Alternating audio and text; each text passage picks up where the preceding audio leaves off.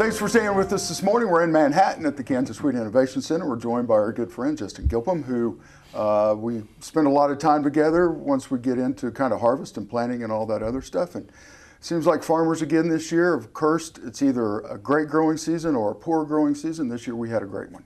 Well, it's really turned out to be some exceptional yields we're seeing out in the fields, Brian. And I appreciate all the coverage that you gave throughout the crop, throughout the year. We had some ups and downs from how this crop got started off.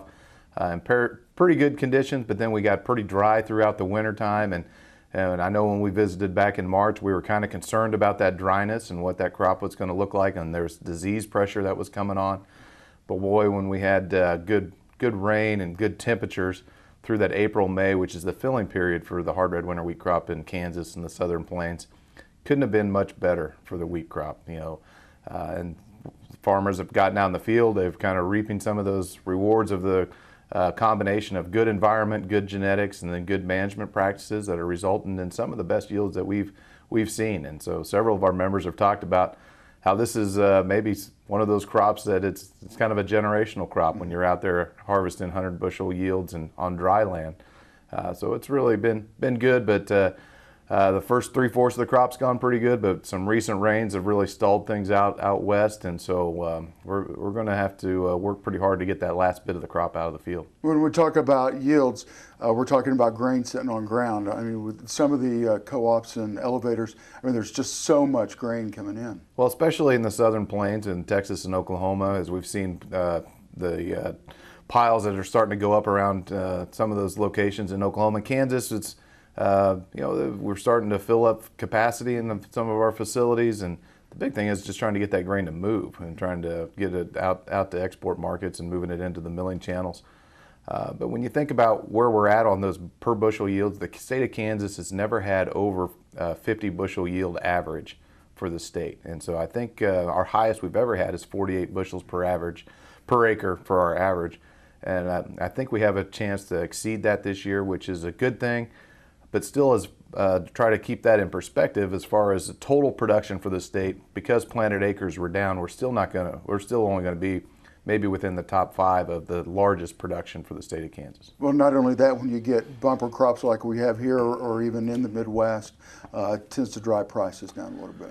Well, we're definitely dealing with a global marketplace where it's very competitive right now. And so when you think about us trying to get the U.S. wheat market moving into our export channels, into our customers, price is certainly something that we're dealing with. Bushels are going to help offset, but we're seeing some of the lowest cash prices back to farmers we've seen in the last decade. Yeah, perfect. We're going to take a quick break. When we come back, we're going to talk about international markets. You're watching kansasAGreport. We'll see you in just a minute. This segment brought to you by Farm Bureau, a grassroots ag organization representing the state's farmers and ranchers since 1919. KFB.org. Oldie Seed Farms, carrying soil-specific seed. Find them on the web at oldieseed.com. That's OHLDE seed.com. Grass and Grain, online or in the mail, keeping Kansas farmers informed for over 60 years. grassandgrain.com.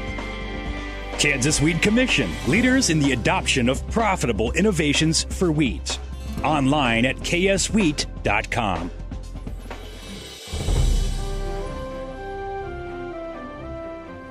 Thanks for staying with us. We're in Manhattan at the Wheat Innovation Center. We're joined by Justin Gilpin. Justin, again, thank you so much for joining us. In the first segment, we talked about not record, but I mean, we're just having great yields this year. Moving those into our international markets, where do we need to be focusing? Well, when you think about where we're at on cash price, that's probably the real story that we're focusing on right now. There is very good yields out there, but some of the lowest cash prices that we're seeing back to the farmer, and how do we try to deal with that? How do we get markets available? When you think about trying to address low commodity prices, there are external forces that you can't control, but the things you can control, when you really need to focus on make sure we have good farm policy. We have to make sure we have good genetics so that when we do have good yield like this year, we can have bushels.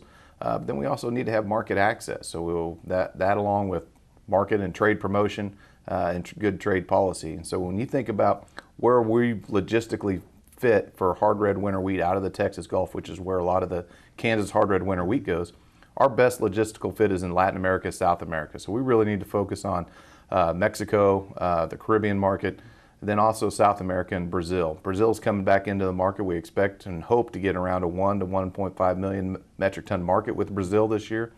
We're hoping to get that program. They've bought a little bit of our wheat, but really getting out and telling them about this new crop and making sure we get and letting them know it's a buying opportunity now with where prices are at.